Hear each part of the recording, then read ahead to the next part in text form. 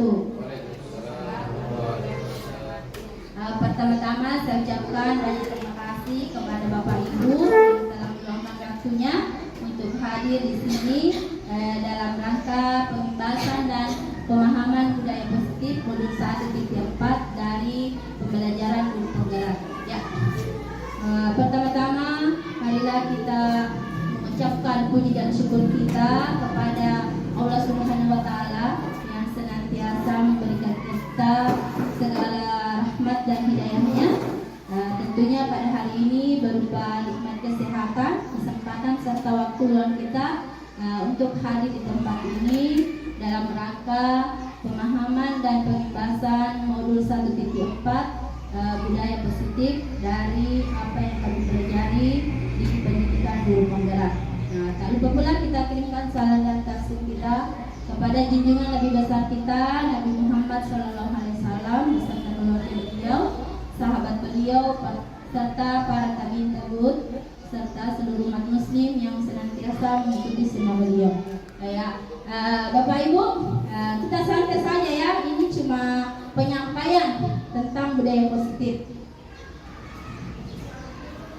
Ya, saya rasa saya tidak perlu memperkenalkan diri karena kita satu sekolah sudah tahu semua ya. Kemudian tujuan kita pada hari ini yaitu sebelum saya masuk ke tujuan, di sini ada pertanyaan. Apakah Bapak dan Ibu setuju mengenai pertanyaan ini? Hukuman dapat mendisiplinkan anak-anak. Apakah hukuman yang selama ini kita lakukan dapat mendisiplinkan anak-anak? Kira-kira dapat tidak mendisiplinkan anak-anak hukuman yang selama ini kita berikan ketika mereka melanggar atau berbuat kesalahan? Ya, ada yang bisa memberi pendapatnya? Ya, oke. Pak Sandi.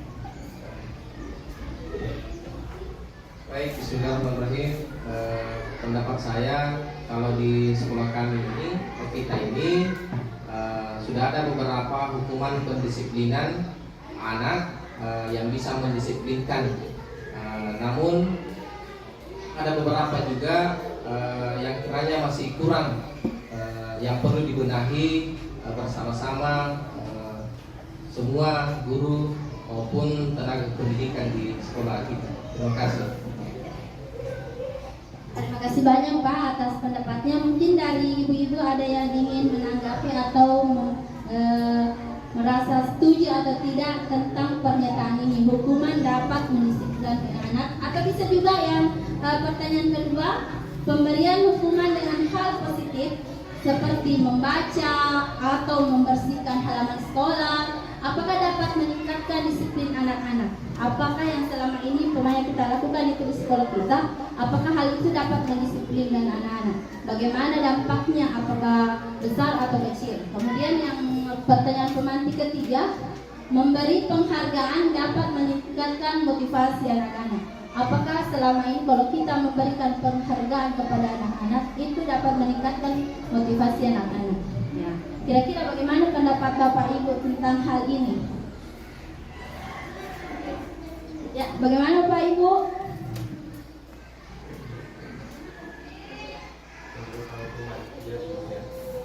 Ya, Pak Mujamir ada yang mengatakan.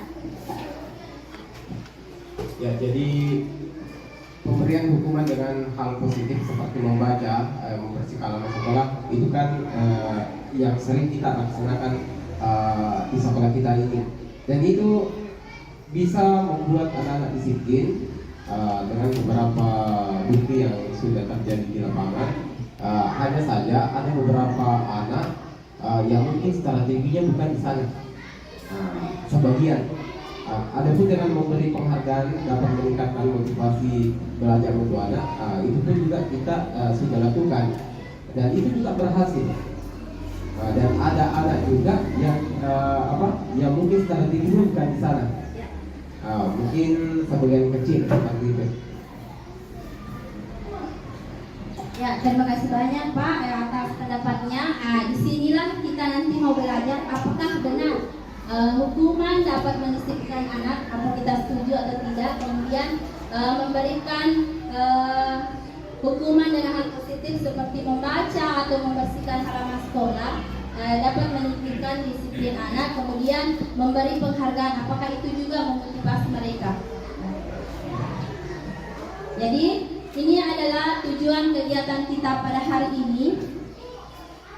Tujuan kita yang pertama itu disiplin positif dan nilai-nilai kebijakan universal. Kita mau mengetahui mana itu disiplin positif dengan kebijakan-kebijakan universal. Kemudian teori motivasi, hukuman dan penghargaan, restitusi. Apa nanti itu restitusi? Kemudian keyakinan kelas. Kenapa keyakinan kelas? Kenapa bukan peraturan kelas? Pak Budi. Kemudian kebutuhan dasar manusia dan dunia berkualitas. Apa? Tidak ada S-nya. Kemudian restitusi, ada yang disebut restitusi. Kemudian 5 posisi kontrol dari seorang guru yang dapat menuntun siswanya. Nanti kita akan tahu juga. Kemudian segitiga restitusi. Apa itu segitiga restitusi? Di sini kita akan belajar bersama. Kebetulan saya mendapatkan hal ini duluan, bukan berarti saya bisa, tapi kita sama-sama belajar di sini, Bapak Ibu. Yang pertama, disiplin positif dan nilai-nilai kebajikan universal. Sebelum kita masuk di sini, kita ice breaking dulu ya. Kayaknya Bapak Ibu dan agak tegang sedikit. Kita ice breaking dulu. Kita berhitung 1, 2, 1, 2, 1, 2. Oke, bisa? Ya, oke, mulai dari depan. Kita ice breaking dulu ya sebelum kita masuk ke inti.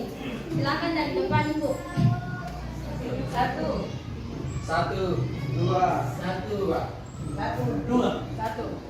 Ya, silakan Bapak Ibu berpasangan dengan temannya yang angka 1 dengan 2, silakan berpasangan. Cari temannya berpasangan dengan angkanya, silakan.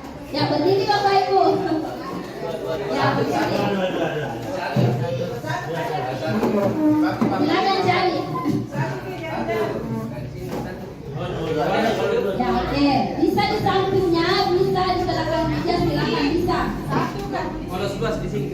1, 2 berpasangan, 1, 2 berpasangan, Ibu. 1, 2 di depan.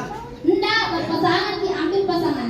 Cari orang yang kita kan nomor 1, cari orang yang nomor 2.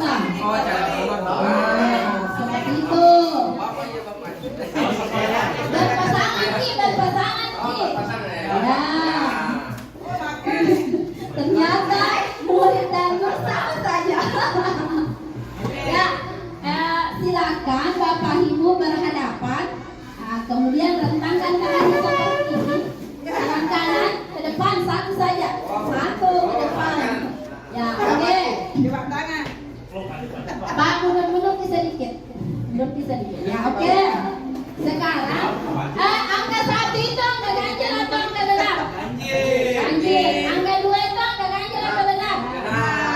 Kalau saya sebutkan angka ganjil, yang tadi orang nomor 1 cari tangannya temannya, pukul begini. Yang angka 2 itu atau angka genap itu silakan menghindar. Oke? Paham Bu? Paham anunya? Instruksinya?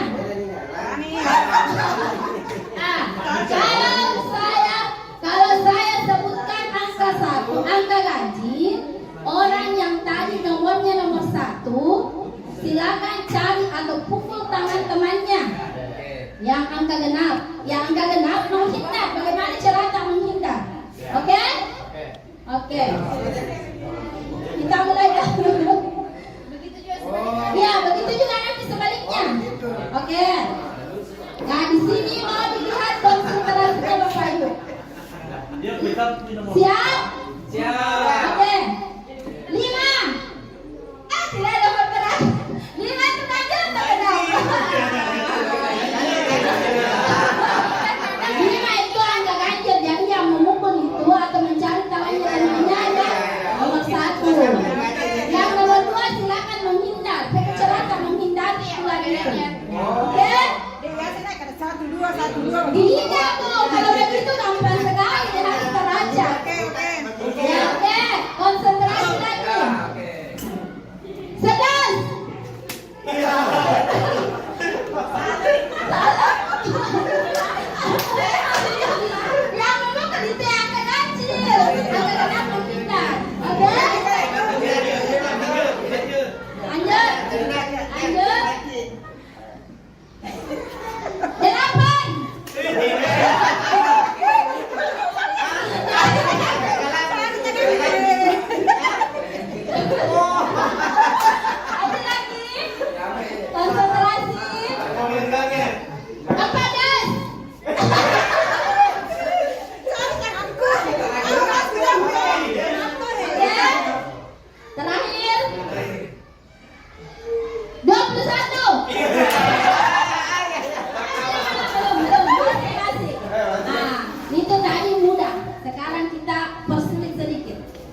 Konsentrasinya Bapak Ibu Guru, kita pakai angka penjumlahan atau pengulangan. Apa kita bisa mengetahui angka ganjil atau genap hasilnya? Oke. 10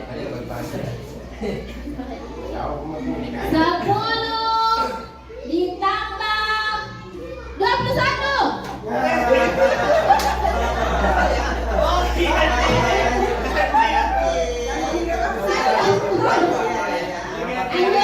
kita lanjut lagi. 15 dikurang 11. 14 aja ya. Ya, oke, terima kasih Bapak Ibu Guru. Ya, terima kasih. Ada yang bisa merefleksikan dari kegiatan kita tadi tentang apa kira-kira kegiatan kita tadi? Ya, benar sekali. Melatih konsentrasi ini juga bisa Ibu Bapak praktikkan di kelasnya tentang pembelajaran matematika, di mana kalau penjumlahan tambah penjumlahan atau positif tambah positif hasilnya berapa, positif tambah negatif hasilnya berapa, pengurangan juga begitu. Bapak Budi bisa dijadikan salah satu metode pembelajaran di kelas kita. Ya, kita lanjut dengan kegiatan kita. Jadi yang pertama, disiplin positif dan nilai-nilai kebajikan universal. Ya. Perubahan paradigma kegiatan. Ya, kita ada lagi kegiatan. Ya, kegiatannya, kegiatannya di sini ada A dan B. Anda dan teman Anda. Sobeklah secari kertas kecil, tuliskan benda yang paling berharga menurut Bapak Ibu. Nah, kira-kira benda apa yang paling berharga dalam hidup Bapak Ibu? Kemudian genggam sekuat-kuatnya. Nanti teman Bapak Ibu yang satunya, yang teman B-nya, berusaha bagaimana caranya membujuk teman A itu supaya mau melepas benda berharganya itu. Berpasangan lagi Bu, bisa samping-sampingnya saja.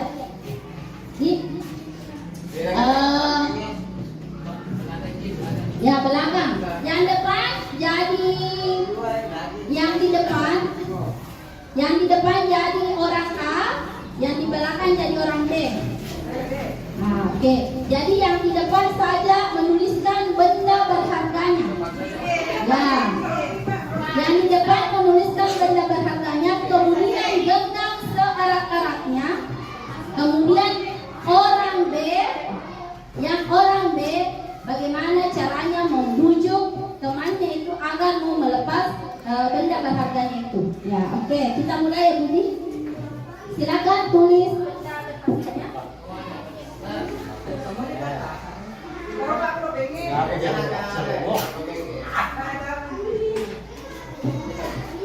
Silakan Bapak Ibu tulis benda berharganya. Satu saja, genggam seerat-eratnya.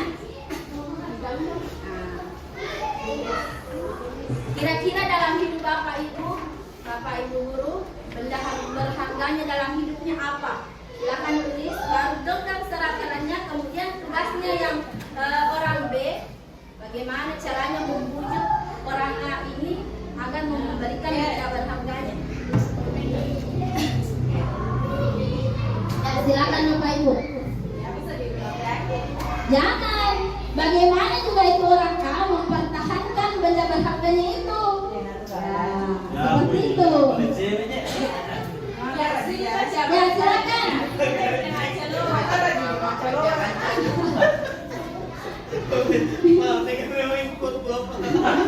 Ya, silakan Bapak Ibu.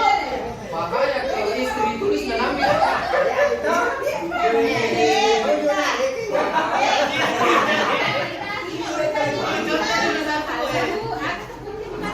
Bagaimana caranya supaya dia mencerning atau mau memberikan benda berharganya itu kepada Anda? Terbujuk nih. Apa kata-kata? B yang bujuk ya, Bu? Iya, B yang bujuk. Betul, itu kan juga bagaimana caranya dia mau memberikan benda.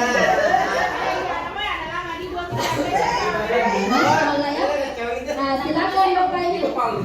Di kepala. Ya. Ya. Silakan orang A memuji. Ya.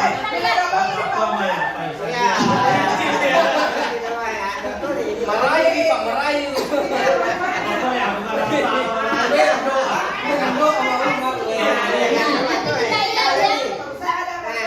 Nanti kita lihat berhasil tidak berhasil bagaimana.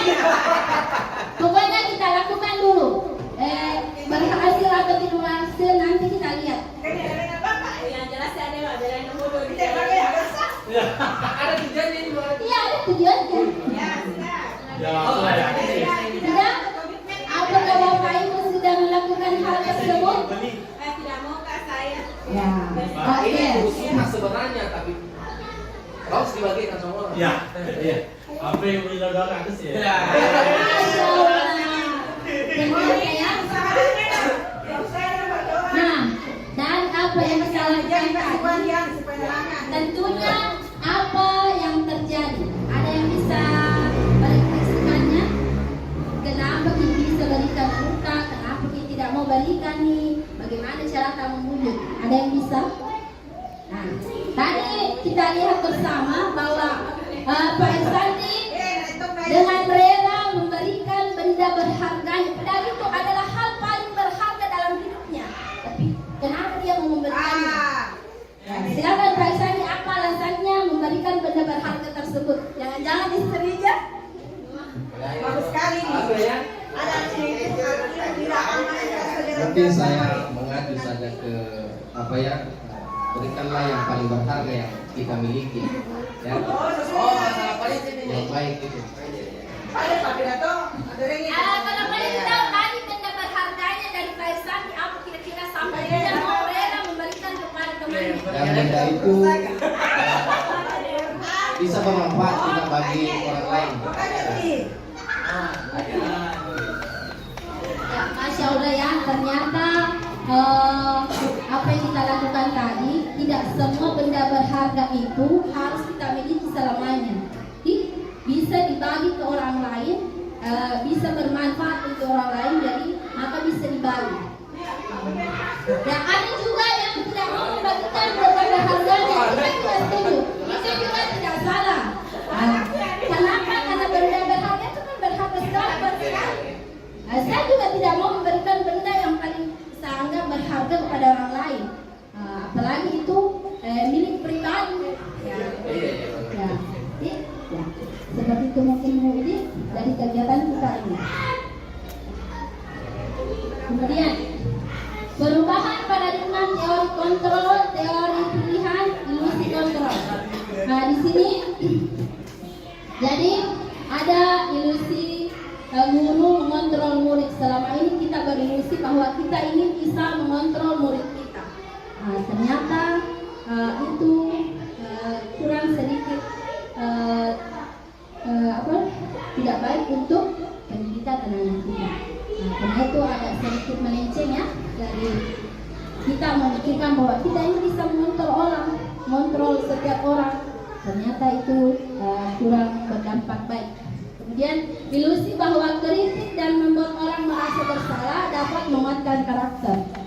Ini juga ada kelemahannya.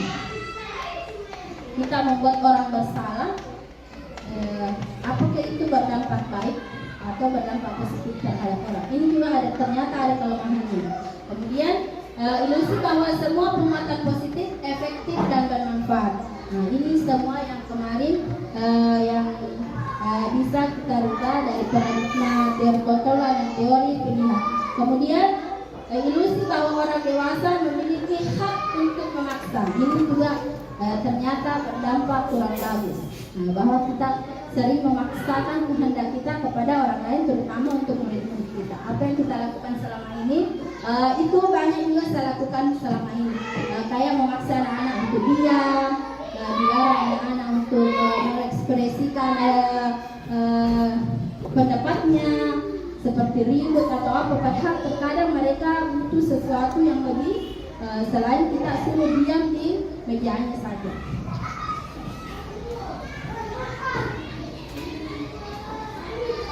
Nah, di sini kita bisa melihat bahwa perubahan paradigma stimulus respon, teori kontrol dan teori pilihan. Siapa sesungguhnya yang memiliki kontrol? Kemudian stimulus responnya. Kita mencoba mengubah orang agar berpandangan sama-sama dengan kita. Selama ini kita berusaha mengubah orang supaya pandangan itu sama dengan kita. Ternyata apa yang kita lakukan itu sedikit salah. Kemudian kita berusaha memahami pandangan orang lain tentang dunia. Nah, inilah teori kontrol. Bagaimana kita bisa mengontrol diri kita dari yang tadinya stimulus respon menjadi teori kontrol. Kalau tadi kita berusaha mengubah orang menjadi apa yang kita inginkan, bagaimana kita berusaha memahami pandangan orang lain. Nah, seperti itu. Kemudian perilaku buruk dilihat sebagai suatu kesalahan. Selama ini kita melihat bahwa perilaku buruk anak-anak itu adalah suatu kesalahan. Di sini juga kita mau belajar tentang semua perilaku yang memiliki tujuan. Ternyata kesalahan-kesalahan apa yang dibuat anak-anak kita selama ini mungkin ada tujuannya. Kita harus mengetahui itu bagaimana caranya agar kita bisa menggali kesalahan anak itu, apa tujuan dari mereka melakukan hal tersebut. Kemudian orang lain bisa mengontrol saya. Kemudian hanya Anda yang bisa mengontrol diri kita. Kita berusaha juga bahwa kita tidak boleh mengontrol orang lain. Yang bisa mengontrol diri kita ya diri kita sendiri. Jangan sampai orang lain bisa mendikte kita. Kemudian lanjut lagi. Memaksa ada pada saat bujukan gagal. Pemaksaan ketika ada bujukan yang gagal. Terkadang kalau kita sudah memanggil anak-anak kita, kemudian apa yang kita lakukan gagal, kita memberikan paksaan sedikit kepada anak. Ternyata itu juga satu stimulus respon yang kurang bisa diterima. Kemudian kolaborasi dan konsensus menciptakan pilihan-pilihan baru. Seharusnya kita berkolaborasi dengan anak-anak bagaimana memperbaiki kesalahan-kesalahannya itu. Kira-kira karena apa mereka melakukan kesalahannya itu. Seperti itu. Kemudian yang terakhir, mode berpikir menang kalah. Ini juga agak melemahkan dari sisi anak-anak ya. Terkadang kita selalu sebagai seorang guru tentunya kita selalu mau menang dari murid-murid kita. Bapak Ibu di, ternyata itu juga salah. Mode berpikir menang-menang. Di mana ketika kita menyelesaikan kesalahan dari murid-murid kita, anak-anak itu merasa senang karena ada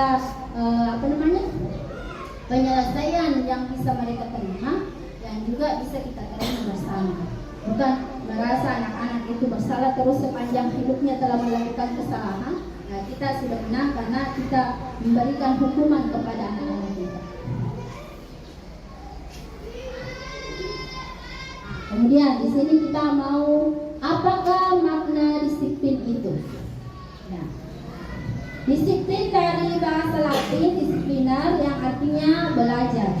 Jadi anak-anak mau belajar tentang disiplin. Kemudian makna asal dari kata ini berkonotasi dengan disiplin diri dari murid-murid Socrates dan Plato. Disiplin diri membuat orang menggali potensinya menuju sebuah tujuan apa yang dia hargai. Jadi disiplin di sini ada tujuannya.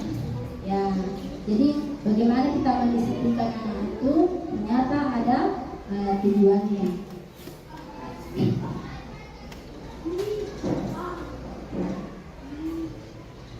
Nilai-nilai kebajikan universal. Ternyata nilai-nilai kebajikan universal itu ada juga hubungannya dengan disiplin tadi. Nilai-nilai kebajikan universal adalah sifat-sifat positif manusia yang merupakan tujuan mulia yang ingin dicapai setiap individu Nilai-nilai tersebut bersifat universal dan lintas bahasa. Di sini kita nanti mau lihat, kita mau ada nilai-nilai kebajikan universal yang kita tumbuhkan dari anak-anak kita. Nilai-nilai kebajikan universal itu setiap perilaku atau perbuatan memiliki suatu tujuan. Seperti yang kita ketahui tadi bahwa setiap perilaku itu tentunya memiliki tujuan. Terkadang anak-anak melakukan kesalahan, kita hanya melihat kesalahannya itu, tapi kita tidak mau mencari tahu apa tujuan anak-anak itu membuat kesalahan. Seperti itu. Kemudian dengan mengingatkan nilai-nilai kebajikan yang diyakini seseorang, maka motivasi intrinsiknya akan terbangun sehingga menggerakkan motivasi dari dalam untuk dapat mencapai tujuan mulia yang diinginkan. Seperti ini. Ketika kita sudah menggali apa tujuan anak-anak itu membuat kesalahan tersebut, terkadang mereka mau berubah dari dalam dirinya, bukan karena kita. Kalau kita langsung memberikan penghukuman atas kesalahannya, itu hanya berdampak dari eksternalnya saja, dari luar. Kalau dia gagal nih, pasti nggak buat lagi kembali, buat lagi kesalahan itu kembali. Dia hanya akan takut kalau kita ada di situ. Tapi kalau kita menggali tujuannya, kemudian kita duduk bersama mencari solusi dari kesalahan anak-anak itu, kita dengan anak-anak kita, murid-murid kita mencari solusinya, maka kesadaran itu akan timbul dari dalam dirinya sendiri. Ternyata lagi bersifat eksternal atau internal. Ya. Nilai-nilai kebajikan yang ingin dicapai oleh setiap anak Indonesia, tentunya kita tahu dengan profil pelajar Pancasila yang sekarang kita gaung-gaungkan di sekolah kita atau dimanapun sekarang ya. Seperti yang pertama, beriman dan bertakwa kepada Tuhan Yang Maha Esa, ya, berakhlak mulia, kemudian mandiri, bernalar kritis, berpendidikan global, kemudian bergotong royong dan kreatif. Jadi inilah profil pelajar Pancasila yang ingin kita capai untuk anak-anak kita sekarang dari nilai-nilai kebajikan universal yang akan kita terapkan di sekolah kita. Kemudian teori motivasi, hukuman dan penghargaan restitusi. Di sini kita mau mengetahui apakah benar tadi hukuman itu memberikan hal positif untuk anak-anak kita?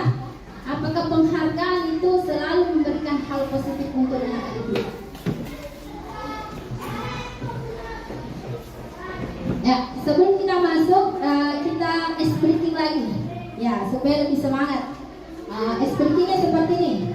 Kita tepuk wow. Wow. Ya. Tepuk wow. Wow. Tepuk wow. W. O. W. Wow. Oke. W. O. W. Wow. Ya, oke. 1, 2, 3. Tepuk wow. W. O. W. Wow. Ya, terima kasih Bapak Ibu guru. Ya, kemudian teori motivasi perilaku manusia. Untuk menghindari ketidaknyamanan dan hukuman, terkadang anak-anak dalam bawah sadarnya, ketika mereka mau menghindari hukuman dan ketidaknyamanan, mereka akan itu timbul dari luar diri mereka. Jadi ketika kita tidak ada, seperti yang saya katakan tadi, ketika tidak ada orang, mereka akan melakukan hal tersebut. Tapi ketika kita ada, baru mereka melakukan. Seperti hal yang kita lihat di sekolah kita ini, pagi-pagi bagaimana? Ketika kita ada, baru mereka mau bekerja, ya? Seperti itu. Itu namanya teori menghindari ketidaknyamanan atau hukuman. Itu timbul dari luar diri mereka, bukan dari kesadaran sendiri. Kemudian untuk mendapatkan imbalan dari orang motivasi. Nah, ketika kita mau selalu mengiming-imingi mereka tentang penghargaan atau hadiah, baru mereka akan melakukan sesuatu. Tapi ketika kita tidak mengiminginya, bagaimana? Jadi itu juga termasuk dari motivasi dari luar, bukan motivasi dari dirinya untuk berubah. Seperti kemudian untuk menghargai diri sendiri, kemudian inilah ketika mereka sudah sadar untuk menghargai dirinya sendiri, mereka akan berubah lebih baik. Jadi motivasi itu ada dari dalam dirinya sendiri. Nah, ketika kita selalu menginginkan mereka tentang penghargaan, tentang hukuman, bagaimana ketika kita tidak ada di lokasi, tidak ada di dalam kelas. Nah, inilah yang ingin kita rubah bersama. Mudah-mudahan tentunya hal itu tidak bisa kita ubah secara langsung 180 derajat. Tapi sedikit demi sedikit kita bersama-sama bisa mengubah di sekolah kita ini, semoga menjadi lebih baik ke depannya. Apa kata merdeka menurut Ki Hajar Dewantara? Merdeka menurut Ki Hajar Dewantara, merdeka itu artinya tidak hanya terlepas dari perintah, akan tetapi juga cakap buat memerintah diri sendiri. Nah, inilah seperti yang kita ketahui bagaimana siswa kita, menurut kita kalau pagi-pagi mereka bekerja kalau ada kita yang memerintah. Tapi tidak semua seperti itu. Sudah ada yang berubah Pak Ibu Di, karena selama ini sering sudah diberitahukan. Walaupun masih ada juga yang ketika mereka mau bekerja, ketika kita perintah, ketika kita tidak perintah, mereka tidak akan melakukannya. Itu bukan merdeka namanya. Yang merdeka di sini maksudnya mereka mau melakukan hal itu dengan kesadaran diri sendiri. Itu yang maksud dengan merdeka menurut Ki Hajar Dewantara. Dihukum oleh penghargaan. Inilah kenapa dihukum oleh penghargaan. Bahwa penghargaan berlaku sama dengan hukuman. Ternyata penghargaan itu berlaku sama dengan hukuman. Penghargaan bisa menjadi hukuman untuk anak-anak kita ternyata. Dan selama ini saya juga pernah berpikir bahwa kalau anak-anak dikasih penghargaan mereka mempunyai motivasi. Ternyata tidak. Itu ternyata menjadi hukuman. Ketika saya sudah tidak memberikan penghargaan, nanti apa yang akan dilakukannya? Mungkin cara belajarnya agak kurang atau menurun. Tapi ketika mau diberi penghargaan, mereka mau mengetahui bahwa nanti ada penghargaan yang akan diberikan ketika mereka melakukan ini, baru mereka termotivasi. Itu termasuk motivasi dari luar. Artinya di sini dalam arti meminta atau memuji seseorang melakukan sesuatu untuk memenuhi suatu tujuan tertentu dari orang yang meminta atau memuji. Nah, seperti tadi yang saya katakan bahwa ketika kita memberikan penghargaan, kita memuji seseorang dengan penghargaan, ternyata itu adalah sebuah hukuman. Seperti pengaruh jangka panjang pendeknya. Apa pengaruh jangka panjang pendeknya? Itu tadi mereka mau melakukannya ketika mereka mendapatkan penghargaan. Kemudian penghargaan menghukum. Kegiatan penghargaan menghukum. Ada yang Bapak Ibu tahu penghargaan menghukum? Sama Bu yang tadi, bahwa ketika mereka melakukannya dan berhasil, mereka dapat penghargaan. Teman yang tidak berhasil tidak dapat, bagaimana rasa kecewanya? Atau sama-sama pekerjaannya, tapi ketika kita menilai hanya satu yang diberi penghargaan, bagaimana anak kita yang satu ini? Nah, seperti itu. Mengurangi ketepatan. Terkadang ketika kita mau mengiming-imingi mereka dengan penghargaan, ketika mereka melakukan sesuatu kurang tepat. Kenapa? Apalagi kalau kita mengatakan, siapa yang duluan pekerjaannya selesai, dia akan dapat seperti ini. Ketika itu kita lakukan, terkadang saya sudah pernah juga melakukan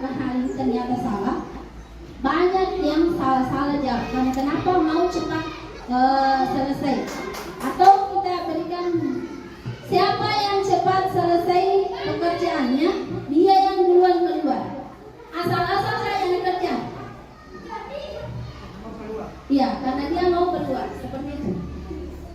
Jadi mengurangi ketepatan. Kemudian penghargaan merusak hubungan. Nah, ini tadi yang saya bilang, penghargaan itu ternyata dapat merusak hubungan.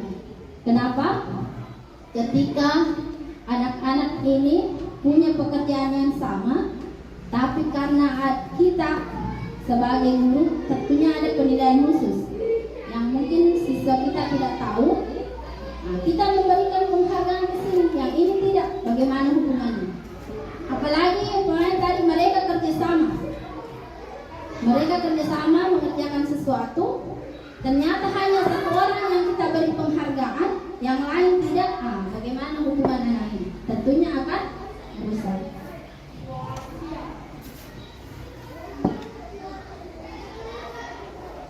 Penghargaan menurunkan kualitas. Ternyata penghargaan juga itu dapat menurunkan kualitas. Seperti tadi yang saya bilang, ketika kita mau memberikan penghargaan, ternyata dapat menurunkan kualitas anak-anak ketika seperti mereka cepat-cepat melaksanakannya, mengerjakan tugasnya, supaya cepat keluar, supaya dapat hadiah, dapat penghargaan. Ternyata kualitas pekerjaan seperti apa? Apakah dari segi tulisannya, dari segi jawabannya, seperti itu. Kemudian penghargaan mematikan kreativitas. Penghargaan juga ternyata mematikan kreativitas. Kalau selama ini yang saya ketahui, kalau ada penghargaan, kita berlomba-lomba untuk mendapatkan penghargaan itu. Ternyata tidak. Penghargaan di sini juga dapat mematikan kreativitas. Walaupun mungkin tidak semua penghargaan yang bagus, tapi ternyata ini ada kelemahannya. Ketika anak-anak disuruh melakukan sesuatu, ada jangka panjang, ada jangka waktunya, mereka asal-asal mengerjakannya.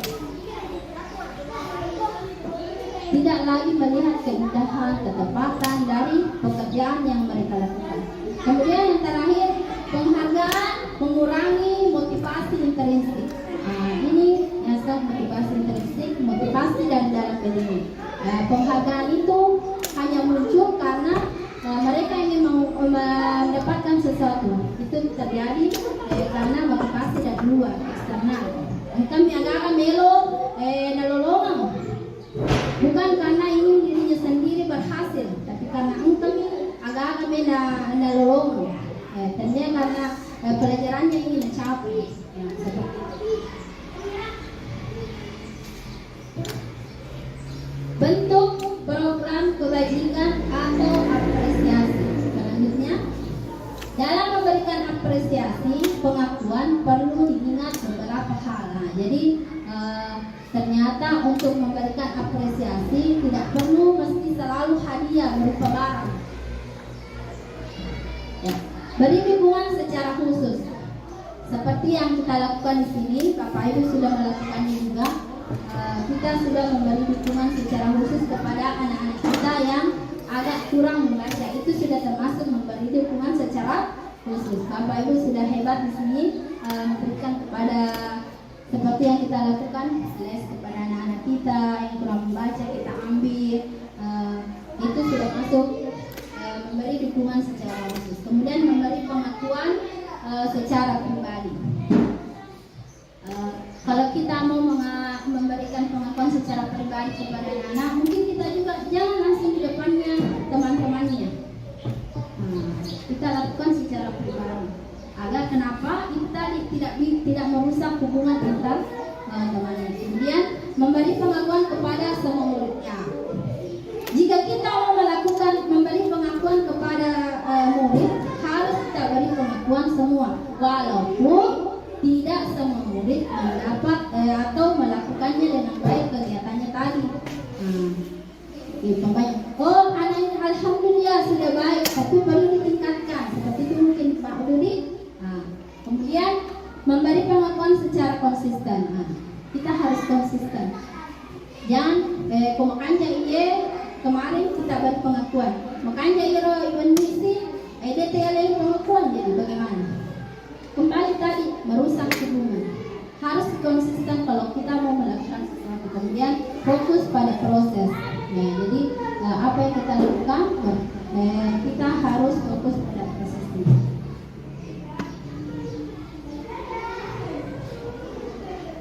Nah, di sini ada kegiatan. Nah, kita mau lihat apakah kegiatan ini, apakah tindakan dari guru-guru ini termasuk hukuman atau konsekuensi. Ya, bisa Budi? Ya, saya akan berikan stick. Bapak Ibu bisa tuliskan apakah yang pertama itu termasuk hukuman ya, atau konsekuensi. Yang kedua, ketiga dari beberapa tindakan guru di yang kita sini.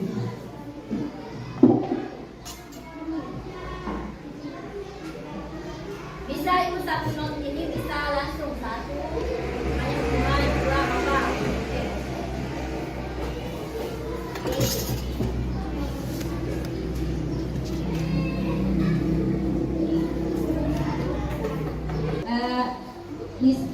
Murid kita itu disuruh untuk melepas sepatunya yang warna lain seharian di sekolah. Kemudian lalu mengelilingi lapangan basket 2 kali karena terlambat 10 menit untuk pelajaran PJK. Apakah itu termasuk hukuman atau konsekuensi?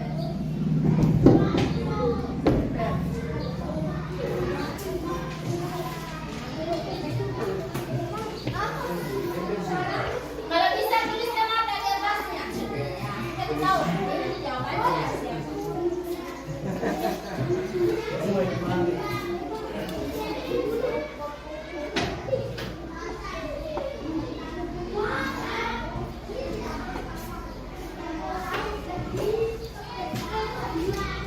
Ya, Bapak Ibu hanya bisa memilih antara hukuman dan konsekuensi.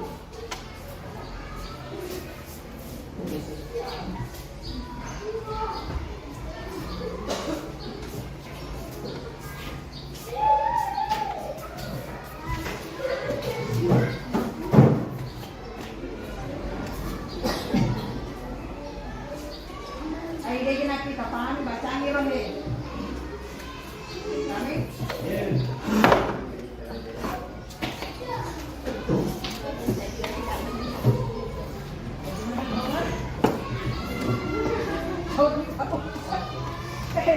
Bingung kan? Anda video? Ya, bisa sambil makan atau minum boleh. Dapat.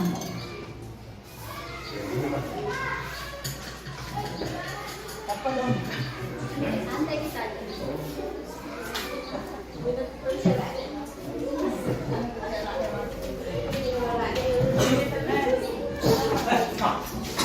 Mungkin. Bayangkan dia nih, namanya kok aku tamat ya.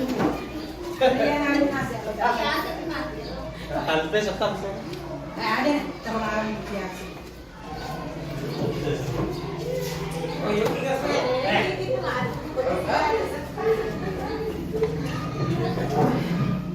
Mas, nanti di YouTube apa?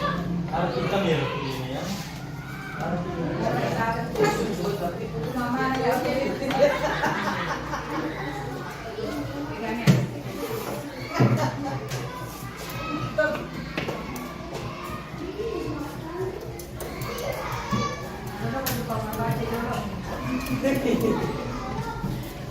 Baiklah. Harganya simulasi juga Pak. Ya, dari apa yang Bapak sudah tulis atau pendapat di sini ya banyak sekali ya. Ternyata beraneka ragam. Sama seperti kalau murid-murid kita menjawab. Ternyata ya. Hah? Kita lihat nanti. Bukan benar salah Bu, Pak. Bukan benar salah.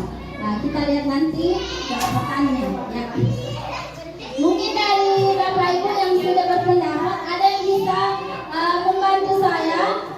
Ada yang bisa membantu saya membacakan pendapatnya tentang apa yang sudah kita lakukan. Ya.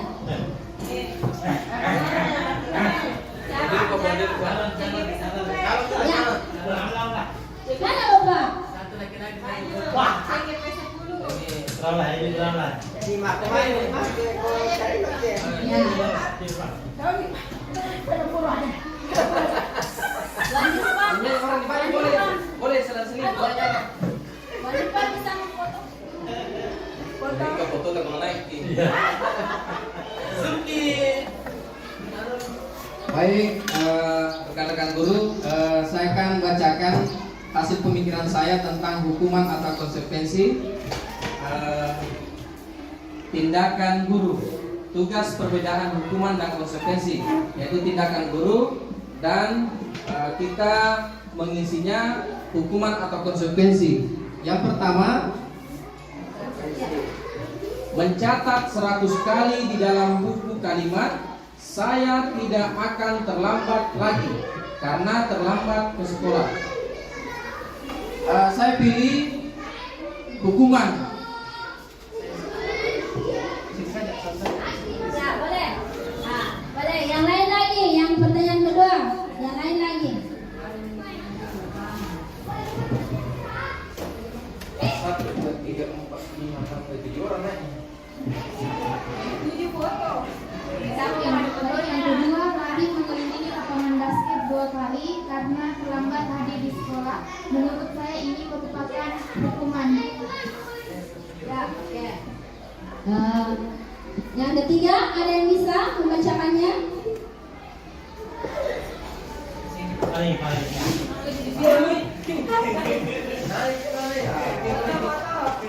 Itu sih sebelah.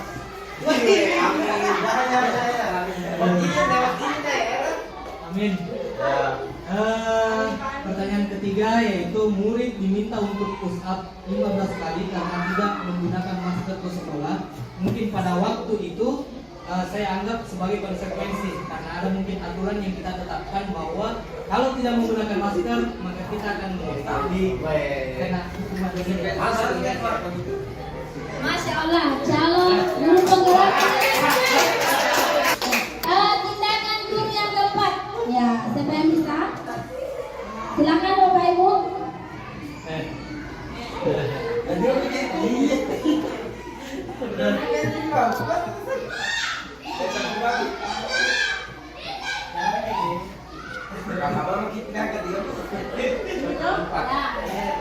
Menggantikan kertas tugas teman yang telah dicoret-coret. Kalau saya di sini pilih konsekuensi. Ya, oke. Jadi Bu Ramla memilih tindakan guru yang keempat, yaitu konsekuensi. Ini adalah calon guru penggerak angkatan 11.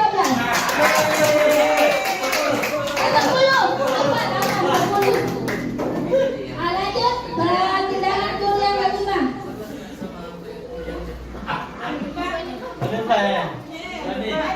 Maju depan. Ayo. Pas di YouTube. Diberikan berapa kali ini? Yang kelima.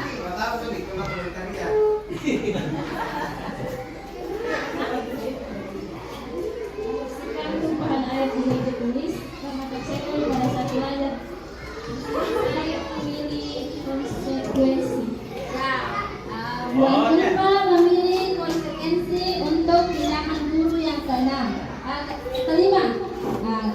Lanjut, ada lagi yang bisa? Yang ke-6 dan ke-7. Calon guru penggerak angkatan 11. Masya Allah.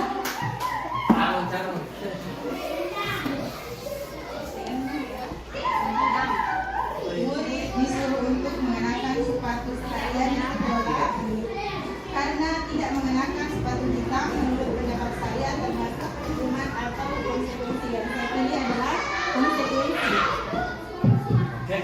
Jadi menurut Bu Andi Faridawati bahwa murid disuruh untuk tidak mengenakan sepatu seharian di sekolah karena tidak mengenakan sepatu hitam.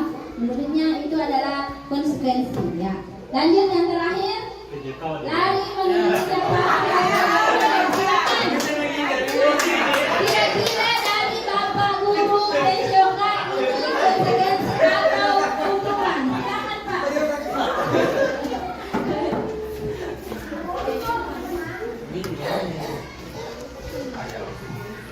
Lari mengelilingi lapangan basket 2 kali karena terlambat 10 menit untuk pelajaran kegiatan.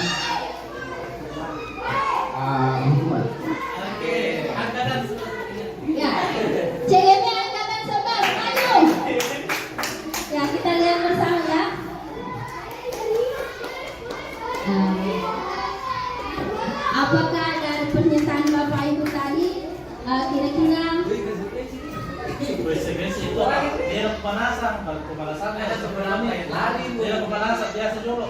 seperti yang kita tahu bahwa mencatat atau menuliskan 100 kali di dalam buku, kita tahu bahwa itu adalah hukuman. Kenapa?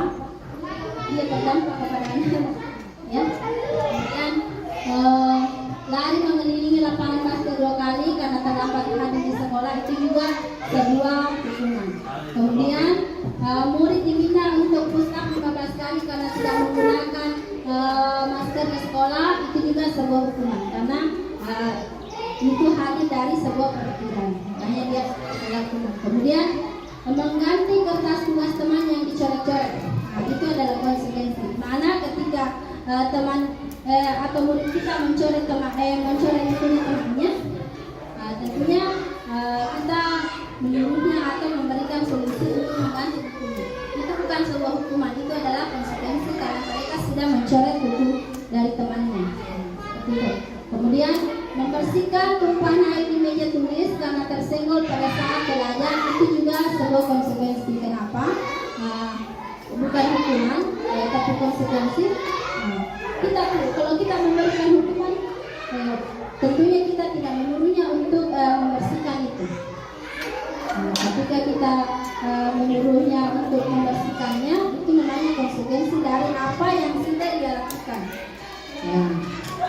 Kemudian murid disuruh untuk tidak mengenakan sepatu seharian di sekolah karena tidak mengenakan sepatu hitam. Itu adalah sebuah hukuman karena ada peraturan sebelumnya yang sudah kita buat. Itu perbedaan.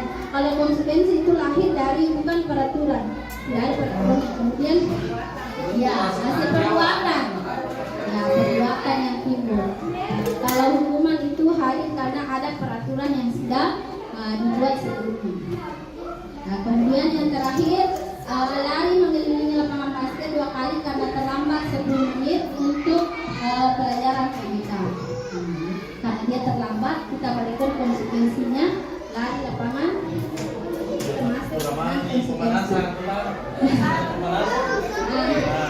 Bukan salah, Bunda, bukan salah. Bukan.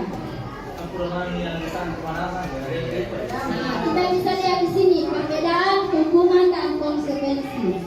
Hukuman sesuatu yang menyakitkan harus terjadi.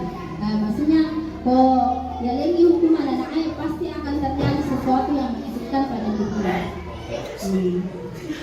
Kemudian kalau konsekuensi sesuatu harus terjadi. Seperti tadi ketika dia menumpahkan air, dia harus melakukannya. Jadi harus terjadi sesuatu.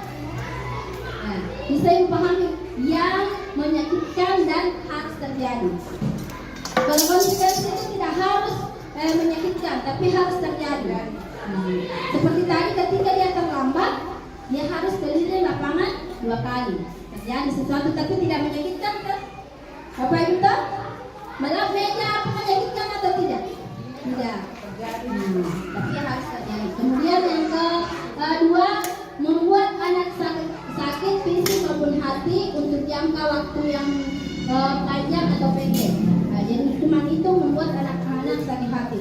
Coba kita pukul anak-anak kalau dia melakukan sesuatu, apakah itu membuat sakit hati anak-anak?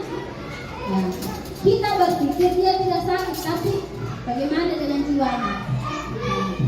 Kemudian membuat anak merasa tidak nyaman. Kalau konsekuensi membuat anak merasa tidak nyaman. Ketika tadi dia mencoret bukunya temannya, kemudian disuruh ganti, dia itu akan merasa tidak nyaman. Apalagi kalau tidak ada gantian itu tidak. Dia perlu pengen bawa nasi bani, dia pakai jaki. Seperti menumpahkan air di meja ketika taplak meja basah, mereka akan merasa tidak nyaman karena sepanjang hari akan mereka tahu dia menangis, bolangnya kayak kemudiannya seperti itu. Kemudian paksaan, jadi hukuman itu paksaan. Kemudian stimulus atau tanggapan, ada tanggapan. Ketika kita seperti tadi melakukan sesuatu, mereka akan menanggapnya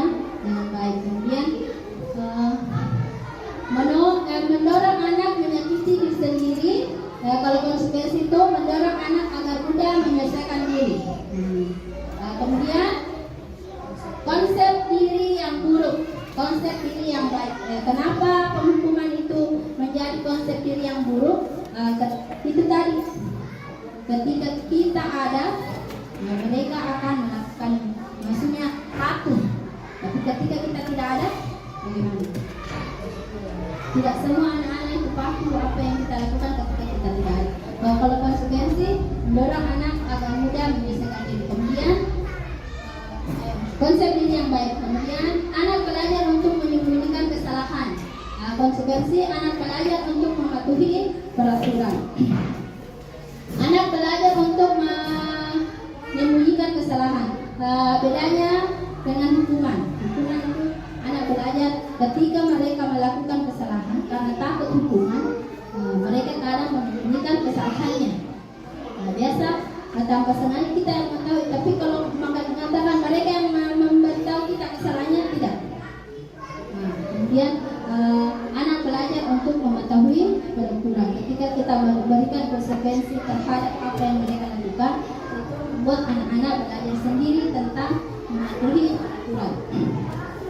Kemudian marah, rasa bersalah, dipermalukan, merasa tak dihargai. Itu dampaknya dari sebuah hukuman. Lihat, ketika kita memberikan hukuman di depan teman-temannya, bagaimana perasaan anak-anak itu? Marah, pasti ada merasa marah terhadap di dalam dirinya, tapi dia mungkin tidak menampakkan kepada kita. Tapi ketika kita sudah tidak ada dengan teman-temannya, dia akan merasa kesal kembali. Kemudian kalau konsekuensi kehilangan hak, dibuat tidak nyaman, dia singkat untuk sementara. Seperti tadi, ketika dia menumpahkan air di meja, dia disulap, tentunya itu membuat mereka sebenarnya juga tidak nyaman. Tapi itulah konsekuensi dari apa yang mereka lakukan. Mereka tetap harus melakukannya.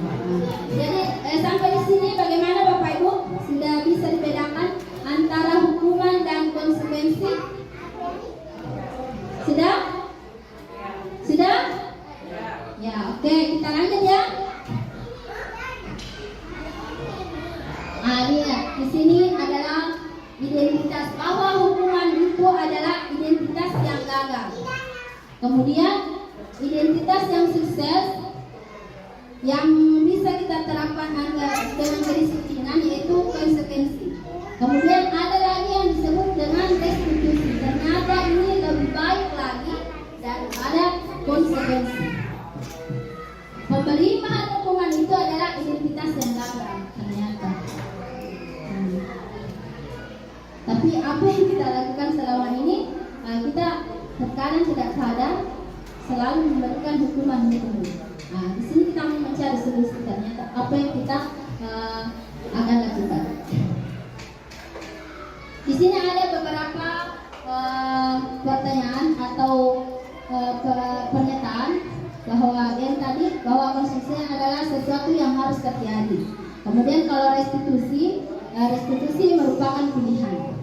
Jadi kita memberikan pilihan kepada anak-anak bagaimana mau menyelesaikan permasalahannya tersebut. Seperti itu kira-kira. Ya, bisa juga dilihat bahwa korban mendapat ganti. Jadi umpamanya anak-anak seperti tadi, dia mencoret buku temannya. Bisa kita juga di sini. Kalau korban bisa diabaikan. Bisa juga ketika kita menyuruhnya mengganti bukunya temannya, terkadang mereka mengabaikannya. Tapi kalau dengan restitusi, kita menyelesaikannya nanti dengan restitusi, korban tentunya akan mendapat ganti. Seperti selanjutnya, kemudian murid anak mendapatkan penguatan, masalah terpecahkan, murid belajar bertanggung jawab untuk perilakunya. Di sini kita belajar bagaimana anak-anak itu dapat menyelesaikan permasalahannya dengan caranya sendiri. Ternyata ini sampai solusi dari permasalahannya, tapi dia yang akan menentukan solusi dari permasalahannya. Ini setelah kita tadi lihat ada hukuman, ada konsekuensi, ada restitusi. Apa itu restitusi? Restitusi adalah proses menciptakan kondisi bagi murid untuk memperbaiki kesalahan mereka, sehingga mereka bisa kembali pada kelompok mereka dengan karakter yang lebih kuat.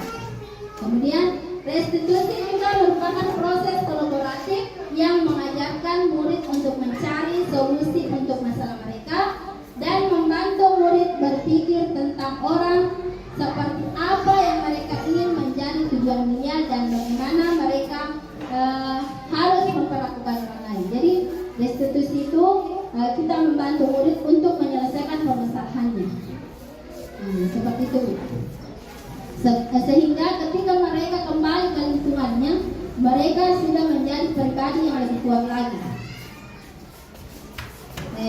Tidak membuat kesalahan, selalu berpikir dalam otaknya, saya tidak harus membuat kesalahan yang sama, saya bisa lebih baik lagi. Seperti itu mungkin. Ini ada 9 ciri-ciri restitusi. Ya. Pertama, bukan untuk menebus kesalahan, namun untuk belajar dari kesalahan. Kalau kita menyelesaikan permasalahan yang ada, permasalahan hubungan kita dengan cara restitusi, kita bukan untuk menebus kesalahannya, tapi untuk belajar belajar dari kesalahannya. Anak-anak itu akan belajar dari kesalahannya, apakah caranya itu sudah tepat, apakah sudah sesuai dengan keyakinan, bagaimana mencari solusinya, bagaimana menyelesaikan permasalahannya. Ya, di situ nanti kita akan lihat bersama. Kemudian yang kedua, memperbaiki hubungan. Ketika kita menyelesaikan permasalahan dengan cara restitusi, di sini juga dapat memperbaiki hubungan. Kemudian tawaran bukan paksaan. Seperti yang kita ketahui, kalau hubungan itu paksaan, kalau restitusi di sini tawaran. Seperti contohnya. Nah, setiap orang mempunyai kesalahan. Ibu juga pernah berbuat kesalahan. Apakah yang kamu lakukan itu sudah sesuai? Ketika dia sudah menjawab sesuai dengan keyakinan kelas atau tidak? Ketika dia mengatakan tidak, kira-kira untuk menyelesaikan permasalahan ini apa yang harus kau lakukan kembali atau apa yang bisa kau perbaikan? Seperti itu. Kemudian restitusi menuntut untuk melihat ke dalam diri. Jadi kita menggali diri anak-anak kita untuk menemukan setiap atau menemukan solusi dari permasalahan yang mereka buat. Kemudian restitusi diri adalah cara yang paling baik. Yang ketujuh, restitusi fokus pada karakter bukan tindakan. Jadi kita membangun karakter anak-anak yang lebih baik agar mereka tidak selalu mengulang-ulang kesalahan yang mereka lakukan. Kemudian restitusi fokus pada solusi. Jadi restitusi itu kita bagaimana mencari solusi dari permasalahan yang dilakukan atau kesalahan yang dilakukan dari murid kita, bukan memberikan hukuman. Kemudian restitusi mengembalikan murid yang berbuat salah pada kelompoknya. Yang mana yang bilang restitusi mengembalikan anak murid yang berbuat salah pada kelompoknya. Terkadang kalau kita memberikan hukuman, itu tidak membuat anak-anak menjadi lebih baik. Kenapa? Mereka akan melakukan hal-hal tersebut lagi. Tapi kalau dengan restitusi, mereka sadar dari dalam dirinya untuk tidak melakukan hal tersebut dengan berusaha untuk menyelesaikan dengan caranya sendiri. Tapi dengan bimbingan kita nanti, dengan menggali-gali potensi yang ada dalam dirinya.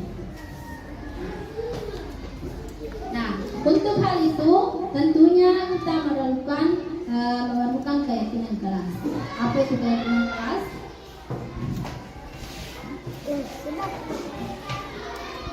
Kenapa bukan peraturan saja? Mengapa harus keyakinan kelas?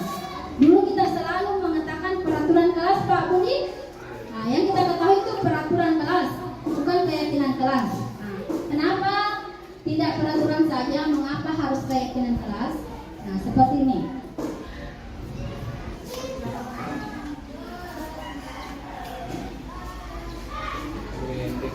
Bukan diri kaya, wajib sudah.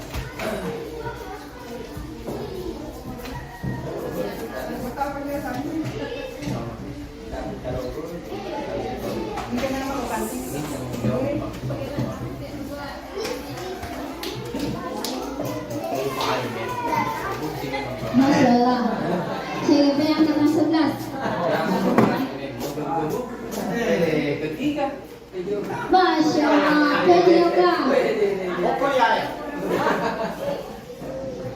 Ah, kukita ibu saya dengan lima tempel. Ya, oke. Yang lain?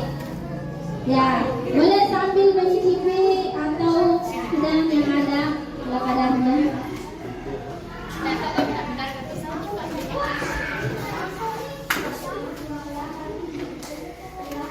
Gini sih kalau perubahan ini.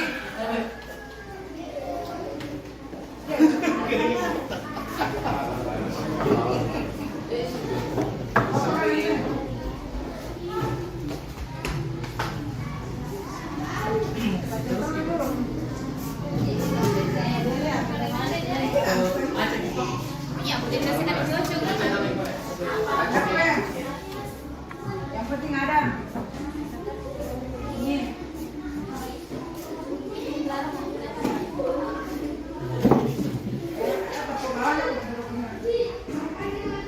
Ya, bagaimana?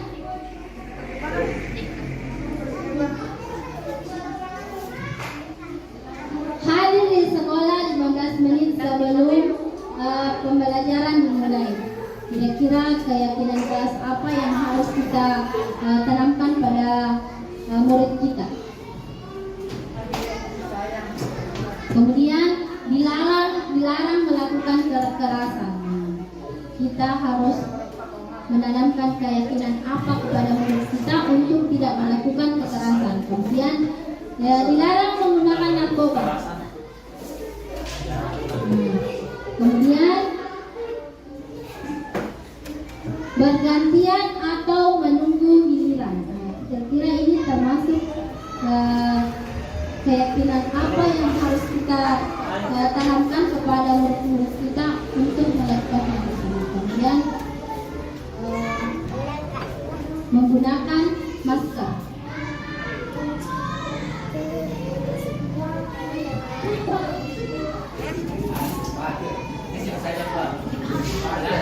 Oke, murah.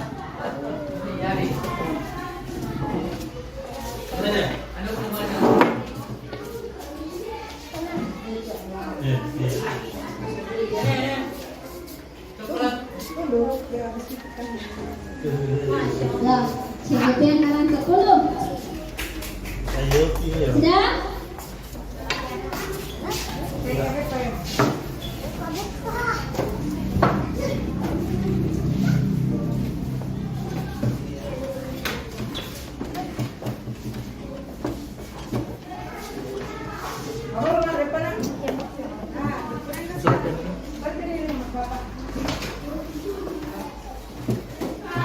Ya, oke, kita lanjut.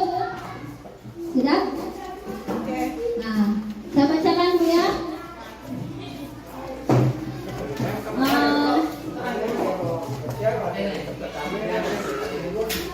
Ini.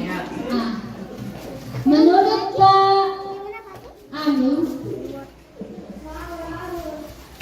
selalu kembalikan buku ke tempatnya. Menurutnya itu keyakinan yang kelas harus yang kita penuhi, yaitu kerapian dan keindahan.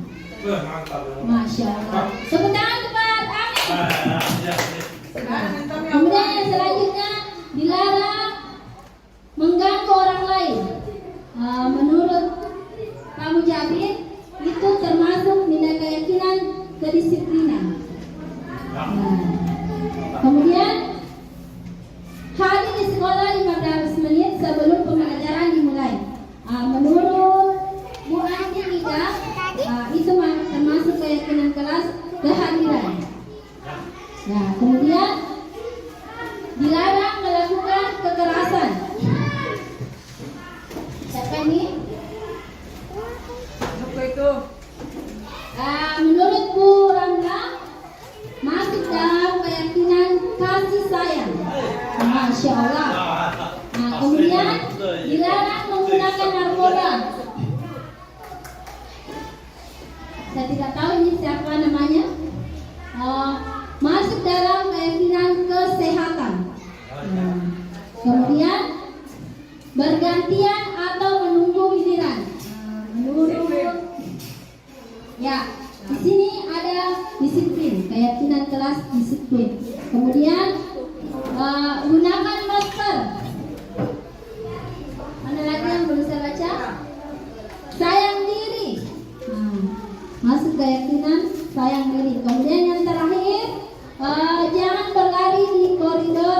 kelas atau sekolah. Masuk dalam sayang diri, sopan santun, menempatkan pada tempatnya, disiplin, tata tertib, ketertiban, sopan santun, dan menghargai. Masya Allah, pendapat yang begitu beragam. Nah, Masya Allah. Tepuk tangan untuk guru hebatnya yang setuju. Shalom CGP. Ya, kita lihat. Ya, kita lihat bersama. Selalu kembalikan buku ke tempatnya. Ya, masuk keyakinan kelas tanggung jawab. Nah, kenapa? Karena kalau kita tidak mengembalikan ke tempatnya kembali, bagaimana? Kalau ada orang lain yang ingin menggunakannya, dia akan sulit mencarinya kembali. Di mana? Kemudian dilarang mengganggu orang lain. Ya, termasuk keyakinan kelas menghormati orang lain. Kemudian hadir di sekolah 15 menit sebelumnya pelajaran. Nah, seperti yang kita tahu, masuk kedisiplinan yang selalu kita agung-agungkan ke anak-anak kita, ke murid-murid kita, masuk kedisiplinan dan tanggung jawab. Kemudian dilarang melakukan kesalahan, keselamatan dan menghormati orang lain. Kemudian dilarang menggunakan alat narkoba. Ya, tentunya kita tahu bahwa itu ada hubungannya dengan keyakinan kita bahwa berhubungan dengan kesehatan. Kemudian bergantian atau menunggu giliran, menghormati orang lain atau berkomitmen. Termasuk maksudnya bergantian atau menunggu giliran seperti yang kita lakukan ke anak-anak kita. Mereka tertib untuk satu persatu, kedua. Nah, itu termasuk menghargai atau berkomitmen. Kemudian selalu atau menggunakan masker, termasuk kesehatan dan keselamatan. Nah, bagaimana kalau kita tidak menggunakan masker pada dulu ya, waktu yang COVID, ketika ada orang yang flu atau apa, kalau kita tidak menggunakan masker bagaimana? Kemudian jangan berlari di koridor, keselamatan dan keamanan. Nah, ini sudah kita alami. Ketika mereka bermain di koridor, mereka merusak apa? Nah, sudah masuk termasuk ya keyakinan kelas yang kemarin yang mereka langgar adalah keamanan dan keselamatan mereka. Bagaimana kalau kemarin mereka terkena kaca bening? Nah, seperti itu. Ya, kita masuk ke materi selanjutnya, itu kebutuhan dasar manusia dan dunia berkualitas. Jadi ada 4 kebutuhan dasar manusia. Nah, yang pertama adalah kasih sayang dan rasa diterima. Nah, jadi setiap manusia itu memiliki ada keinginan untuk disayangi atau diterima setiap orang. Nah, jadi kita juga harus menimbulkan hal itu dalam diri kita ataupun kita sendiri. Kemudian penguasaan. Nah, ini juga adalah kebutuhan dasar manusia. Kemudian kesenangan, kebebasan. Nah, ini semua termasuk dengan kebutuhan dasar manusia.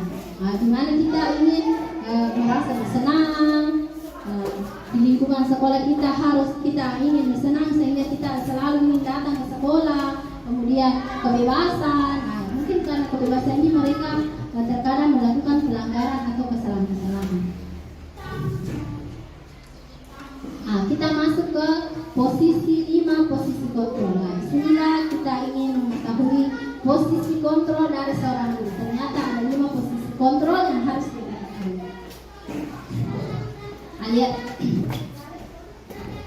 5 posisi kontrol dari seorang guru. Yang pertama yaitu sebagai penghukum. Kemudian yang kedua, pembuat orang merasa bersalah. Kemudian yang ketiga, teman. Kemudian pemantau, ke yang terakhir manajer. Dari kelima ini kita diarahkan menjadi seorang manajer. Ada konsekuensi dari semua 5 posisi kontrol ini yang harus ada dari dalam diri seorang guru. Nah, bagaimana kalau dia menjadi seorang penghukum? Kita lihat dia masuk di identitas gagal. Ternyata kalau kita menjadi penghukum bagi murid kita atas kesalahannya, menjadi menjadi identitas gagal. Kemudian begitu juga dengan membuat orang merasa bersalah, itu masuk juga identitas gagal. Yang mana identitas berhasil atau sukses teman dan pemantau. Tapi kita lihat di sini, ternyata kita juga tidak bisa menjadi teman sekali untuk siswa kita. Bagaimana umpamanya? Saya sebagai wakil kelas terlalu dekat dengan siswaku, supaya mereka senang. Nah, bagaimana kalau ada guru-guru lain ternyata karakternya beda dengan saya? Itu ternyata juga salah. Kita tidak bisa menjadi teman sekali bagi siswa kita. Kemudian pemantau yang mana bilang pemantau? Ketika kita selalu mengatakan, kamu kemarin dapat 10, hari ini begini lagi, atau kamu kemarin dapat 5, hari ini dapat 3 lagi. Itu yang disebut dengan pemantau. Ternyata itu kurang baik untuk murid kita. Mana yang paling dapat identitas berhasil dan sukses atas kontrol diri kita? Ini masuk kontrol dari luar tadi yang kita pelajari dari tadi. Eksternal ini masuk dalam internal atau karakteristik dari anak-anak, menghargai diri. Ya, jadi kita sebagai seorang guru harus menjadi manajer. Nah, disinilah kita mau belajar bersama-sama bagaimana kita bisa menjadi manajer bagi murid-murid kita. Nah, kita lihat di sini. Ketika guru berbuat atau menghardik, ternyata itu menjadi sebuah penghukuman. Nah, apa konsekuensinya bagi anak-anak? Dampaknya dapat mengulangi kesalahan lagi. Nah, supaya kita hardik anak-anak kita. Kamu jangan melakukan itu, menjadi hero. Ternyata itu tidak bagus. Ya. Nah, kemudian ya, ketika kita menjadi posisi manajer, mengajukan pertanyaan-pertanyaan. Nah, kenapa kamu melakukan hal itu? Apa tujuan kamu melakukan hal itu? Nah, itu bagaimana posisi manajer itu? Nah, seperti manajer di perusahaan. Bukan pemimpin ya, tapi manajer. Nah, kemudian dari keyakinan kelas tadi, kita membuat keyakinan kelas di kelas. Kita bertanya kepada siswata, karena apa kamu melakukan ini? Apa sudah sesuai dengan keyakinan kelas yang telah kita kesepakati bersama? Begitu, seperti itu. Kemudian menguatkan. Jadi posisi manajer itu dapat menguatkan murid-murid kita. Nah, mereka dapat menguatkan diri. Kemudian murid meletakkan dirinya sebagai individu yang positif dalam dunia berkualitas. Bagaimana caranya saya bisa memperbaiki keadaan, mengevaluasi diri, bagaimana cara memperbaiki diri. Jadi kita sebagai guru di sini ternyata kita diajarkan untuk menjadi posisi manajer. Nah, kalau yang selama kita lakukan adalah sebagai penghukum, sebagai perasa bersalah, ketika kita, nah saya sudah capek dari rumah. Kenapa kamu lakukan ini? Ternyata itu salah. Itu membuat anak merasa bersalah. Itu kurang baik, berdampak kurang baik untuk anak. Nah, kemudian sebagai teman juga seperti itu. Kemudian pemantau. Nah, ini kita lihat. Seperti tadi kan, kamu kemarin dapat 10, 5. Hari ini kamu dapat 6. Kemarin dulu kamu dapat 4. Ternyata itu kurang baik untuk mental anak-anak. Jadi pemantau. Pemantau itu hero anak-anak. Ya, seperti itu. Nah, di sini kita lihat pernyataan. Saya kecewa sekali dengan kamu. Dari sini tadi, kira-kira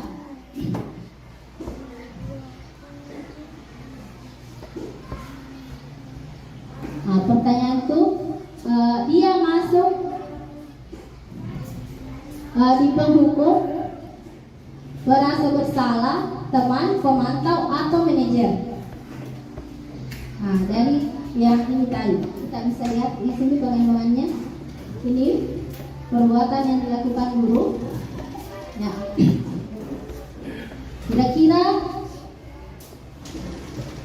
yang pernyataan pertama, saya kecewa sekali dengan kamu.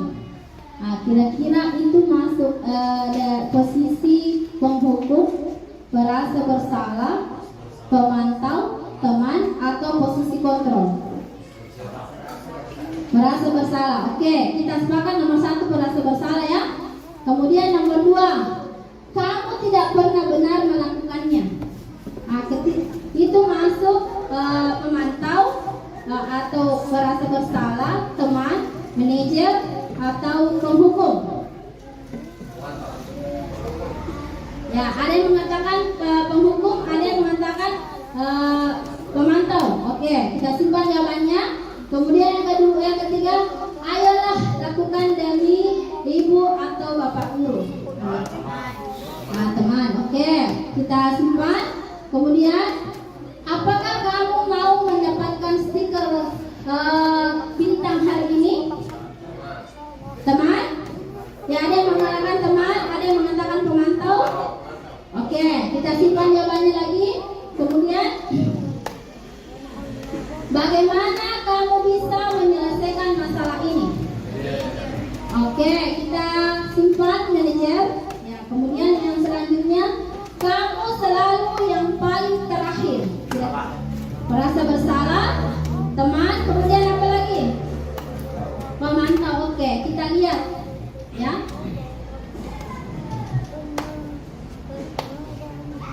Nah, ternyata ketika kita mengatakan kepada seseorang, saya kecewa sekali dengan kamu, itu membuat atau kita berada pada posisi membuat orang merasa bersalah. Nah, kita mengubah hatinya, dia menjadi merasa selalu bersalah akan kesalahannya. Kemudian lanjut, kamu tidak pernah benar melakukannya, itu masuk ke dalam posisi kontrol penghukum. Kemudian ayolah lakukan demi ibu. Nah, biasa teman, ayo teman, ayo begini. Nah, itu biasa kita lakukan dengan teman kita. Jadi masuk posisi kontrol teman. Kemudian, apakah kamu mau mendapatkan stiker bintang hari ini? Nah, itu tadi yang seperti kita katakan bahwa itu masuk di pemantau. Kemudian, bagaimana kamu bisa menyelesaikan masalah ini? Nah, inilah yang posisi yang paling diharapkan dari guru-guru menjadi manajer. Nah, jadi posisi manajer. Bagaimana kita mencari solusi bersama, duduk bersama dengan anak-anak untuk mencari solusi dari permasalahan yang mereka lakukan atau kesalahan yang mereka lakukan. Nah, ini sudah masuk restitusi yang tadi kita lakukan. Nah, apa itu restitusi? Bagaimana itu restitusi? Masuk ke sini. Manajer. Nah, kemudian kamu selalu yang paling terakhir. Nah, itu masuk dalam posisi kontrol penghukum. Nah, di sini saya menayangkan video sebelumnya. Saya kembali ke sini.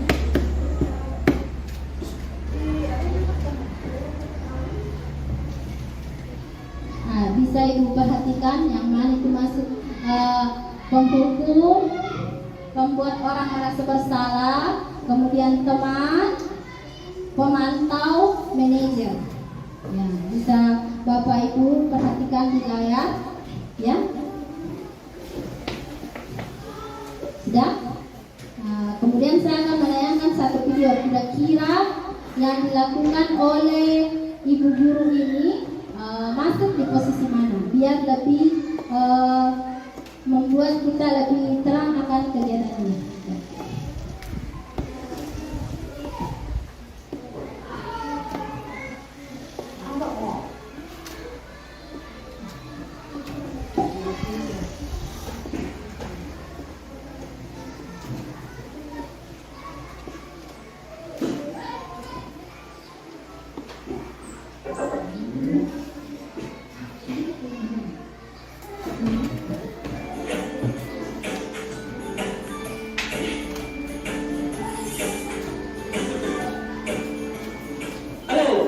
Ibu guru hebat.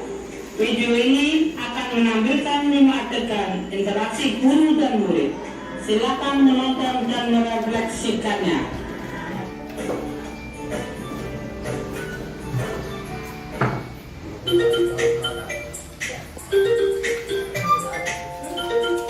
Pagi anak-anak, silakan PR yang kemarin ibu berikan diletakkan di meja.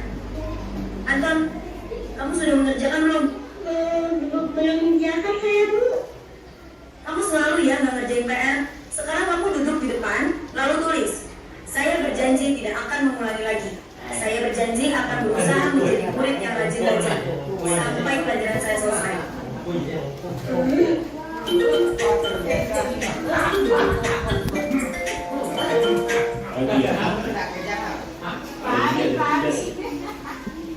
Ada yang belum mengerjakan? Anton, kamu sudah mengerjakan? Belum, Pak. Kamu nggak ngerjain tugas ya? Kamu mau jadi apa nanti? Kamu lihat sekolah sih? Ingat kata-kata ibu. Bayangkan orang tua betapa kecewanya. Kamu itu sudah kelas 5, harusnya bertanggung jawab sama dirimu sendiri.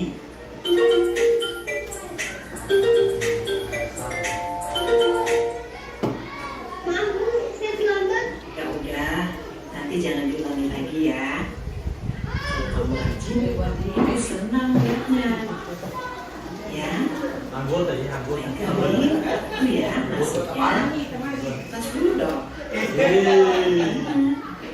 Wah, jadi kalau aku terlambat lagi, apa ya?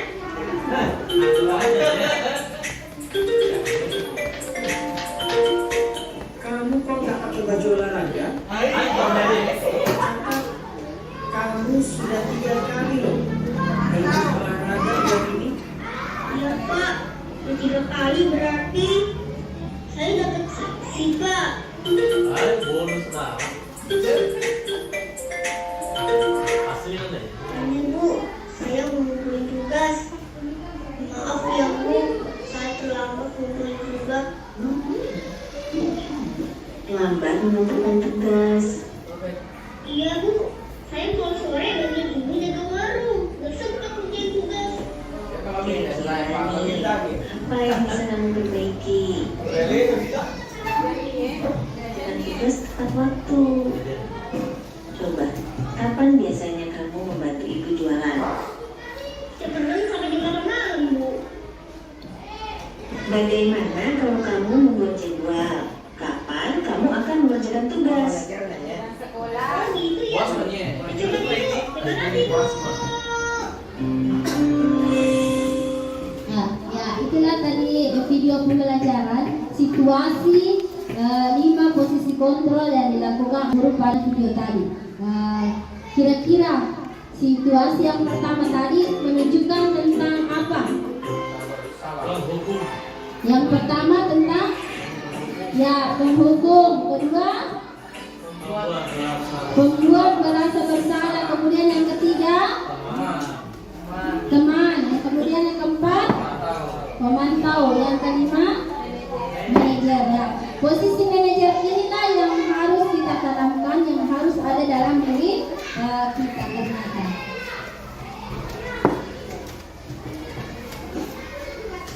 Ya, kita masuk ke restitusi, Bu. Biar kita lebih jelas mengenai apa yang disebut dengan restitusi.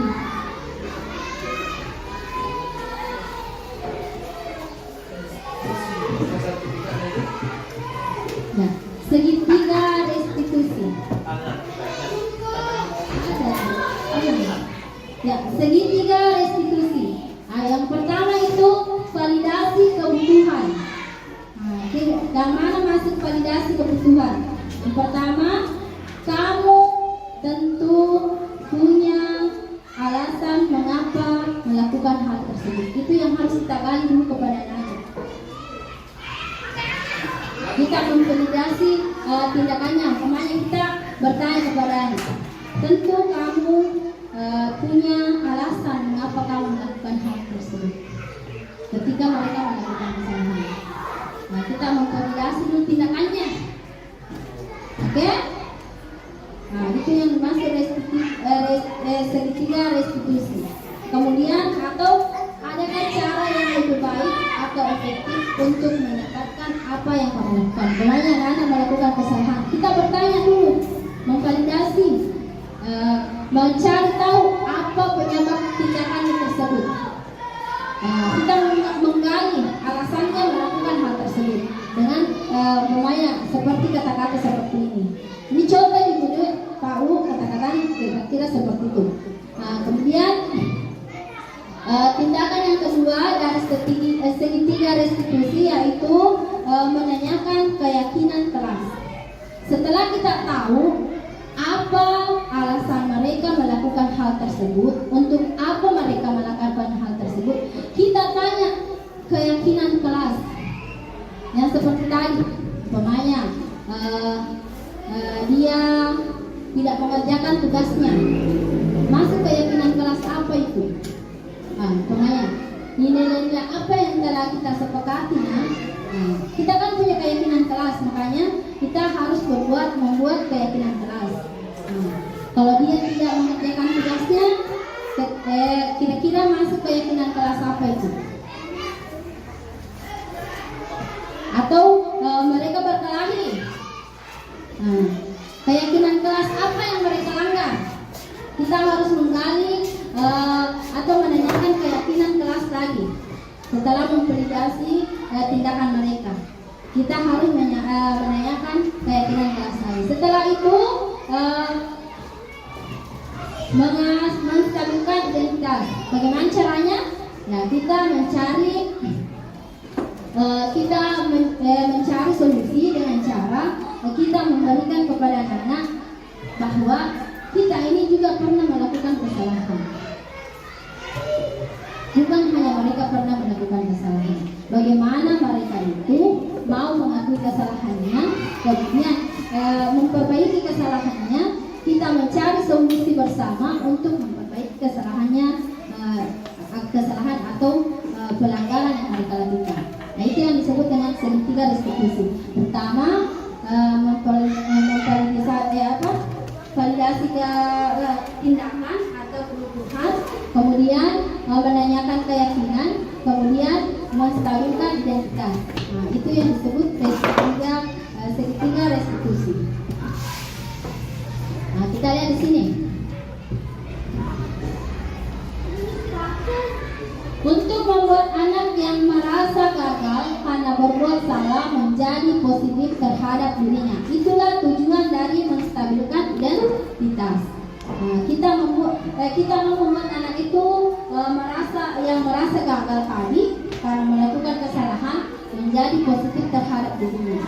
Nah, apa-apa saja yang bisa kita lakukan? Nah, kita bisa berkata seperti, berbuat salah itu hal yang manusiawi. Tidak ada manusia yang sempurna. Ibu juga pernah melakukan hal tersebut. Kami juga pernah melakukan gini. Seperti ini kata-katanya bisa kita berikan kepada anak. Ini cuma contoh ya, Pak. Kemudian Bapak Ibu tidak tertarik mencari tahu siapa yang benar, siapa yang salah. Bapak lebih tertarik untuk menyelesaikan masalah ini. Nah, jadi kita harus menstabilkan identitas. Nah, seperti itu.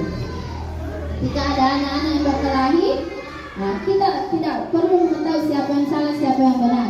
Kita dulu menstabilkan identitasnya. Dengan cara bagaimana kita bisa menyelesaikan permasalahan ini. Kemudian kalau kamu menyalahkan dirimu sendiri terus-menerus, apakah kamu bersikap baik pada dirimu?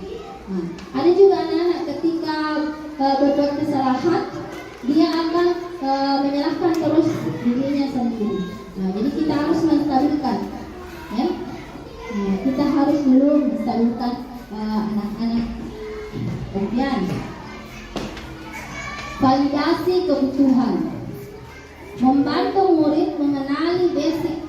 Nah, apa itu basic? Nah, kebutuhan dasar yang ingin dicapai atau dipenuhi ketika melakukan kesalahan.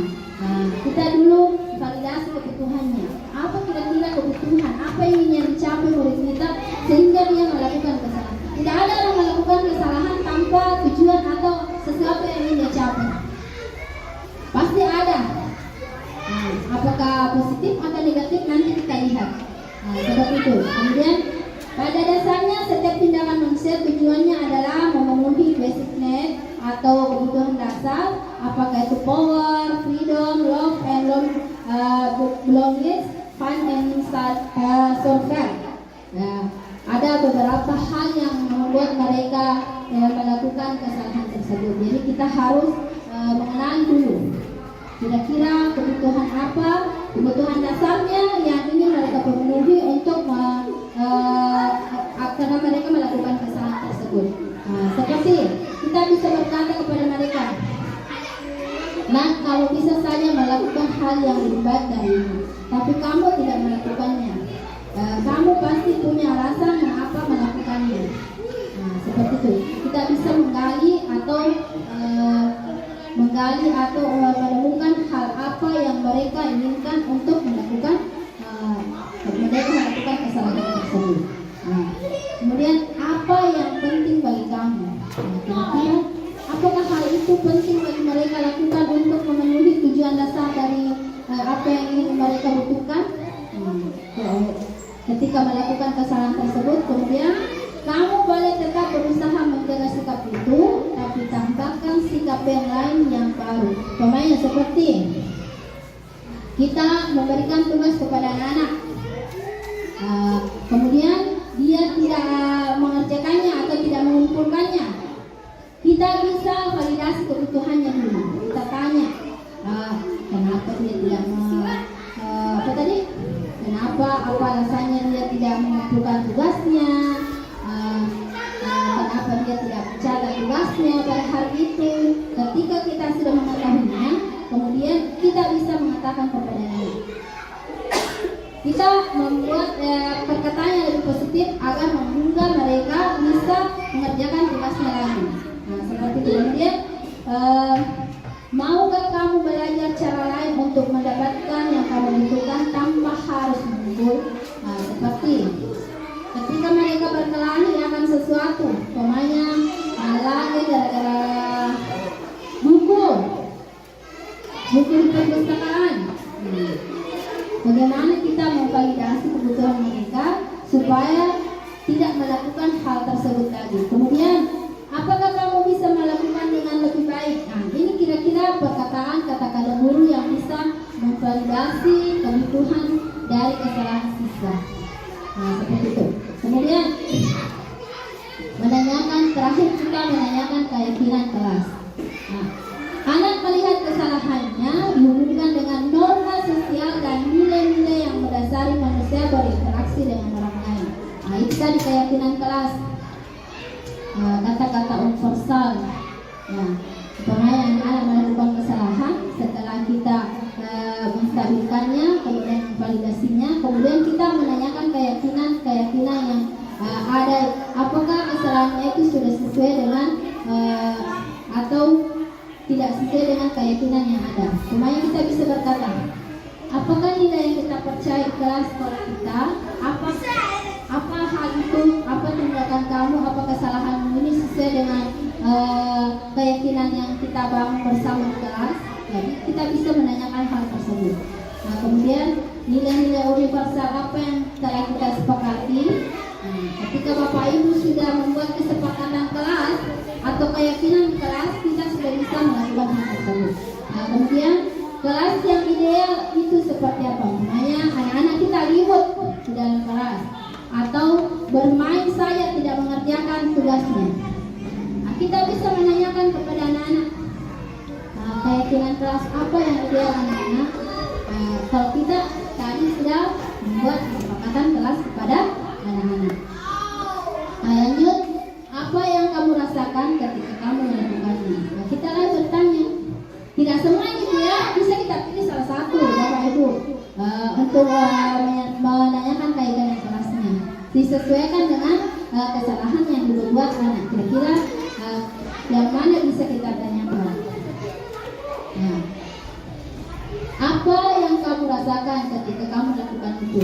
Kira-kira kita bisa bertanya kepada apa yang kamu rasakan ketika kamu melakukannya? Apa yang kamu capai? Apa sudah merasa senang atau apa bagaimana? Apa kamu sudah merasa gembira melakukannya? Nah, seperti itu kita menanyakan kayak begitu. Kemudian kamu menjadi orang yang seperti apa? Kita juga bisa menanyakan ketika kamu melakukan kesalahan ini, ketika kamu melakukan perbaikan ini, kira-kira kamu sudah menjadi orang seperti apa? Nah, kita bisa menanyakan hal tersebut. Nah, dari ketika kita sudah melakukan ketiga hal tersebut, sebelum kita mencari solusi, kita melakukan intervensi selama kurang lebih mungkin 30 detik. Nah, di sini ada beberapa pertanyaan-pertanyaan yang bisa kita ajukan kepada anak-anak ketika mereka melakukan kesalahan sebelum kita menemukan atau mencari solusi bersama.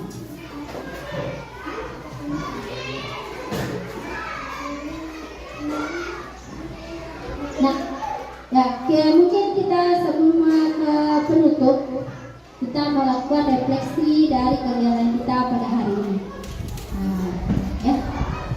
Dan sebelum kita melakukan refleksi, kita break dulu. Nah, ada teman atau bapak ibu guru yang bisa membantu breaking pada hari ini? Ya, kita tengah. Oke, alhamdulillah. Saya biasa mendengarkan di kelas lain, bapak ibu guru sudah melakukan breaking. Masya Allah sekali. Saya sangat terinspirasi untuk melakukannya di kelas saya. Terkadang saya mengintip-intip dan mengimplementasikannya di kelas saya. Saya ingin hari ini ada bapak atau ibu guru yang melakukannya satu kali untuk kita. Breaking. Pansati, ayo. Apa saya? Ayo.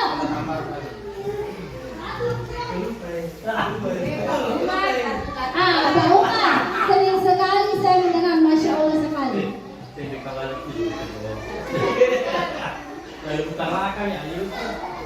Ya, ayo.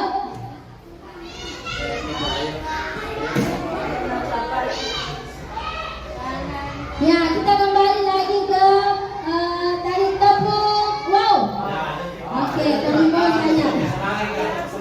Yang selanjutnya tepuk wow.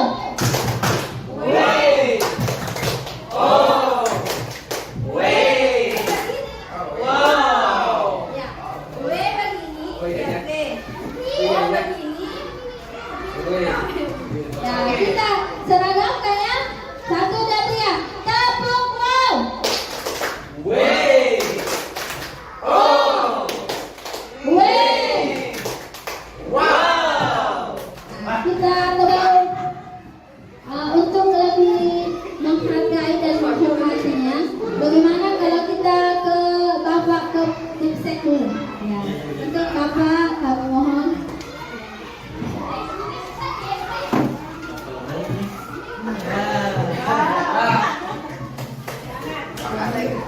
Oh, satu tak. Selama ini ya maka saya bisa mengambil satu refleksi bahwa selama saya beberapa tahun ini diangkat untuk menjadi guru, barusan saya melihat kemerdekaan ini. Karena ini ya saya selaku kepala sekolah merasa bahwa apabila teman-teman guru kita di sini mengerjakan apa yang telah didapat selama ini untuk berat, maka saya rasa anak-anak dapat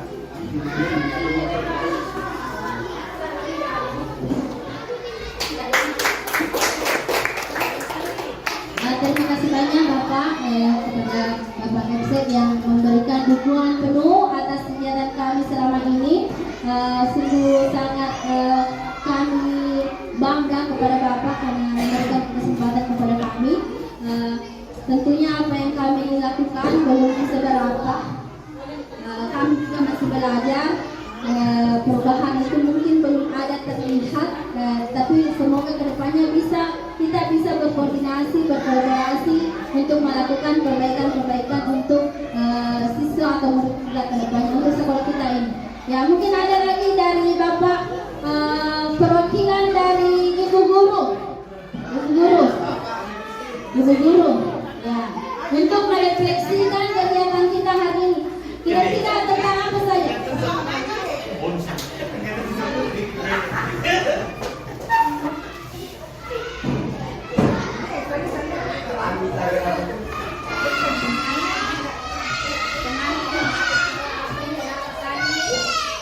Yang saya dapatkan dari kegiatan ini adalah mulai dari sekarang saya akan mencoba untuk menjadi bekerja sebagai manajer jika saya memegang kelas. Masya Allah.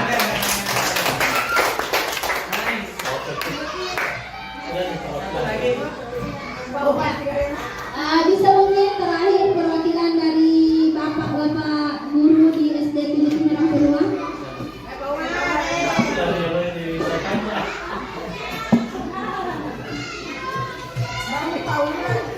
Ya.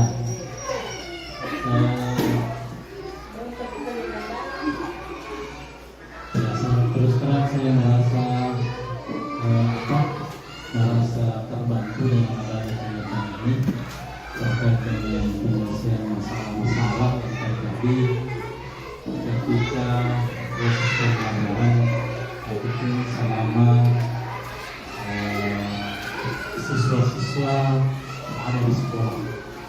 Artinya mudah-mudahan dari ini saya pribadi bisa mendapatkannya dengan dari di sekolah itu tujuan dari saya. Dan mudah-mudahan kedepannya kita semuanya bisa menjadi anak-anak yang hebat seperti yang kita inginkan bersama. Sekian, assalamualaikum. Ya, terima kasih banyak Bapak Ibu atas tanggapannya, refleksinya dan kegiatan pembahasan dan pembahasan budaya positif di sekolah kita ini. Tentunya kita sama-sama belajar mengenai hal tersebut, mengimplementasikannya di sekolah kita atau hanya di kelas masing-masing. Semoga kita dapat membuat keyakinan kelas di kelas kita masing-masing nanti, sehingga kita dapat menjalankan budaya positif. Jadi lingkungan kita ini menjadi dari peraturan kelas, dibuat keyakinan kelas, kemudian menjadi lingkungan yang positif bagi sekolah kita, kemudian jadilah budaya positif di sekitar kita. Ya. Tentunya hal ini tidak lepas dari peran serta Bapak Ibu guru, koordinasi kolaborasi kita bersama-sama.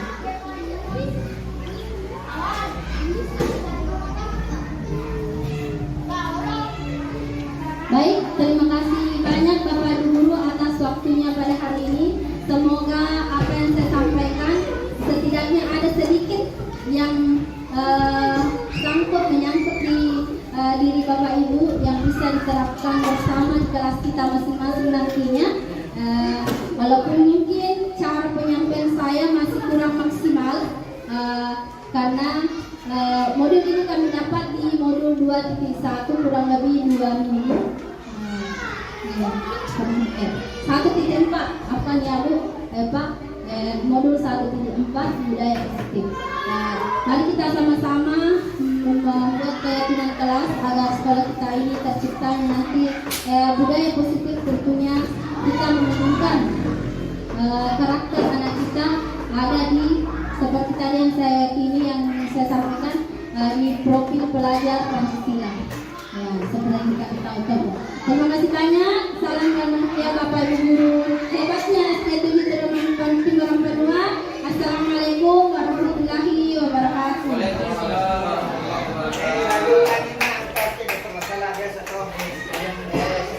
Kayaknya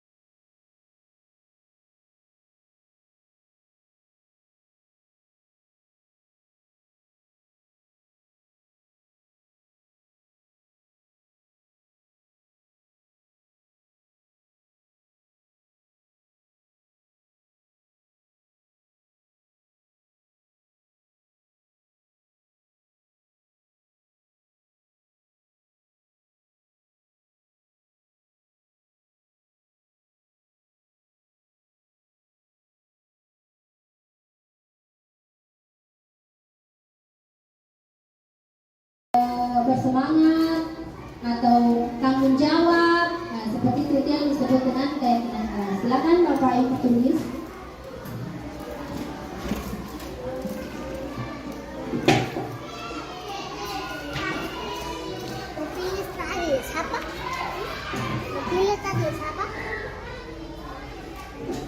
Dilarang mengganggu orang lain. Itu masuk menghargai ga, menghormati ga, menyayangi ga. Itu yang dimaksud dengan keyakinan kelas. Kemudian hadir di sekolah 15 menit sebelum pembelajaran Islam. Itu menghadirkan keyakinan kelas seperti apa? Jadi diubah kalimatnya. Diubah kalimatnya. Jadi keyakinan kelas. Iya, menjadi keyakinan kelas. Tapi itu Pak, ngucap toh? Toh? Tak boleh tu. Cepat.